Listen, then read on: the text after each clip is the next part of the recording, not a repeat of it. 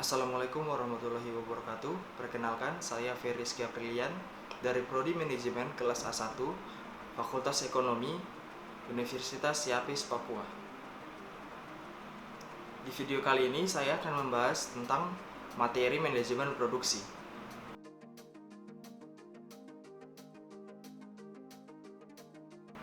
Bagian pertama adalah perkembangan manajemen produksi. Manajemen produksi berkembang pesat karena adanya beberapa faktor, yaitu adanya pembagian kerja atau division of labor dan spesialisasi. Yang kedua, revolusi industri. Yang ketiga, perkembangan alat dan teknologi yang mencakup penggunaan komputer, perkembangan ilmu dan metode kerja yang mencakup metode ilmiah dan model keputusan. Yang selanjutnya adalah pengertian manajemen produksi. Manajemen produksi merupakan salah satu dari bagian bidang manajemen yang mempunyai peran dalam mengkoordinasikan berbagai kegiatan untuk mencapai tujuan. Untuk mengatur kegiatan ini, perlu dibuat keputusan-keputusan yang berhubungan dengan usaha-usaha untuk mencapai tujuan agar barang dan jasa yang dihasilkan sesuai dengan apa yang direncanakan. Menurut Handoko, manajemen produksi dan operasional adalah berbagai usaha pengelolaan secara optimal penggunaan semua sumber daya atau faktor-faktor produksi, tenaga kerja, mesin-mesin, peralatan, bahan mentah, dan tenaga kerja menjadi berbagai produk dan jasa. Selanjutnya adalah pengertian produksi. Produksi merupakan suatu kegiatan yang dikerjakan untuk menambah nilai guna suatu benda atau menciptakan benda baru sehingga lebih bermanfaat dalam memenuhi kebutuhan. Kegiatan menambah daya guna suatu benda tanpa mengubah bentuknya dinamakan produksi jasa. Sedangkan kegiatan menambah daya guna suatu benda dengan mengubah sifat dan bentuknya dinamakan produksi barang. Produksi jasa yang ada pada era sekarang, contohnya adalah seperti jasa pengantaran barang yang dimiliki oleh kantor pos, serta jasa ojek online seperti Gojek dan Grab.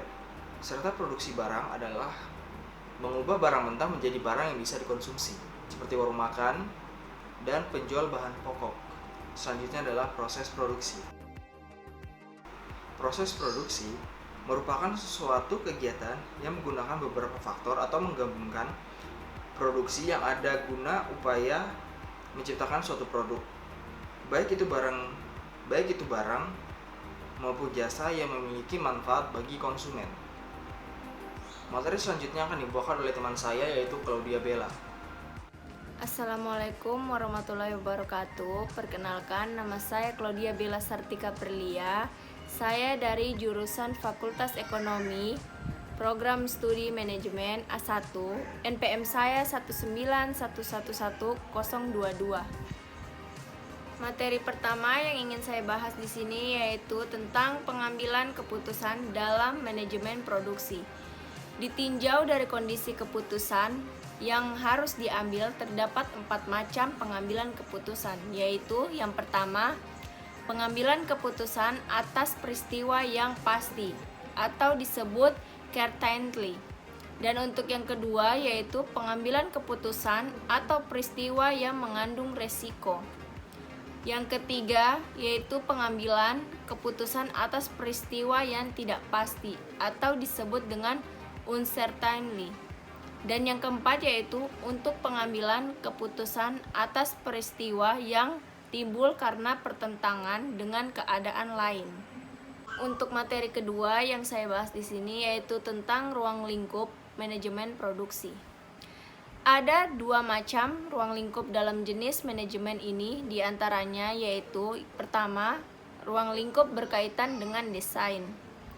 Dalam keputusan ini meliputi banyak hal seperti penentuan desain, lokasi, desain pengadaan, metode, dan desain long description. Dan masih banyak lagi lainnya yang bersifat yaitu jangka panjang. Dan untuk ruang lingkup yang kedua yaitu berkaitan dengan transformasi.